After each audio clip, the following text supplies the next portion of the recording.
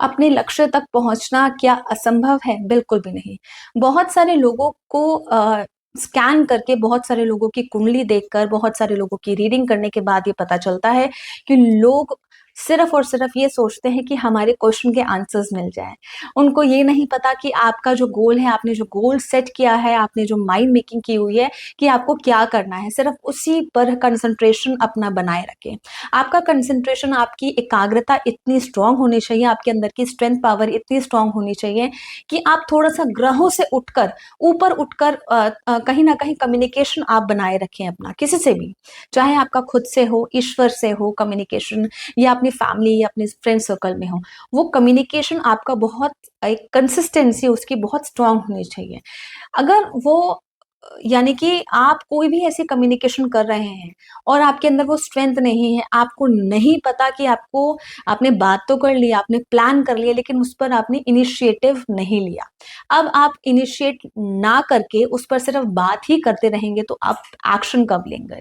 आप प्रैक्टिकल चीज़ें कब करेंगे? आपने जो प्लान किया हुआ है इसी साल आपको करना है। एंड माय डियर, मैं कहूँगी कि ये मंगल का साल है और आप बिल्कुल पॉजिटिव एग्रेशन के साथ अपने लक्ष्य तक पहुँचे और आपका जो गोल है, उस पर आप सिर्फ़ और सिर्फ़ अपनी चीज़ों को बिल्कुल कंसंट्रेट होकर अपनी सारी चीज़ों पर अपनी पूरी स्ट्रेंथ आप उसी काम में लगा दीजिए और उसका जो रिज़ल्ट मिलेगा, वो डेफ़िनिटली आपको एंड ऑफ द ईयर में दिखाई ही देगा। चाहे आप जनवरी से शुरू कर रहे हो या 2024, कुछ जो मेरे क्लाइंट्स हैं, उन्होंने अक्टूबर 2024 से शुरू कर दिया था। तो कहीं न कहीं जब किसी की दशा चलती है कुंडली में या कुछ ना कुछ किसी का रेट्रोग्रेशन आता है तो वो 2-3 महीने पहले ही उस जगह को प्लेस कर लेता है और उसका जो इफ़ेक्ट है वो पहले से ही आने लगता है। दशा आने से पहले ही उसका रिज़ल्ट, उसका उसका जो फ़ील है वो आने लगता है।